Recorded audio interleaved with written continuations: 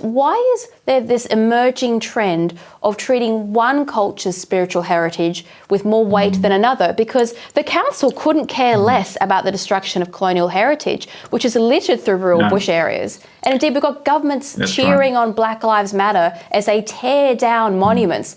So isn't this feeding into the animosity between racial groups when there wasn't one before?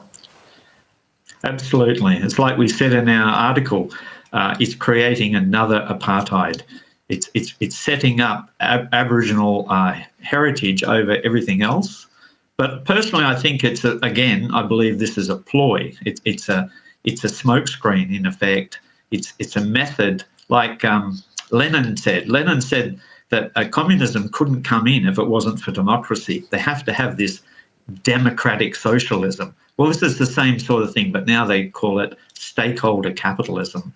So it's all part of a program to slowly bring this in, but under this guise of protecting Aboriginal cultural heritage, which I think everyone in Australia probably agrees with. But why at the expense of the rest of us? I mean, we weren't with Captain Cook. We weren't invaders. Many people have migrated here legally, and they have culture.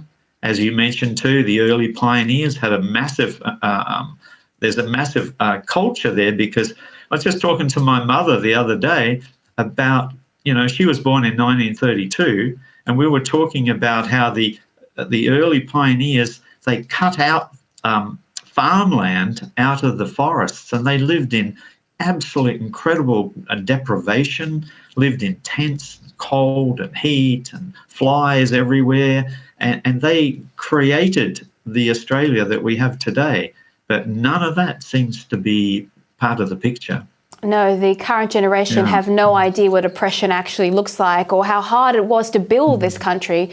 Now, one thing that we do know about the expanding powers of these Indigenous bodies, particularly what happened in Western Australia, is that it has a negative impact on the Voice to Parliament popularity. Now, in the weeks following the announcement in WA, the Voice dropped almost at the same time. Does the general public share the enthusiasm of politicians for extending racial powers, or are they sort of moving away from this entire idea?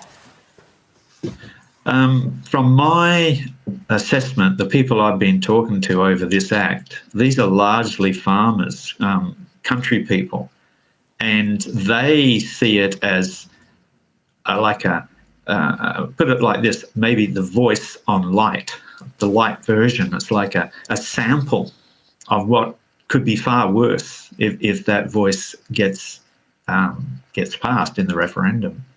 So I see very little support from country people for the Voice, and I think this act is maybe opening some of their eyes. Well, I sure hope so anyway.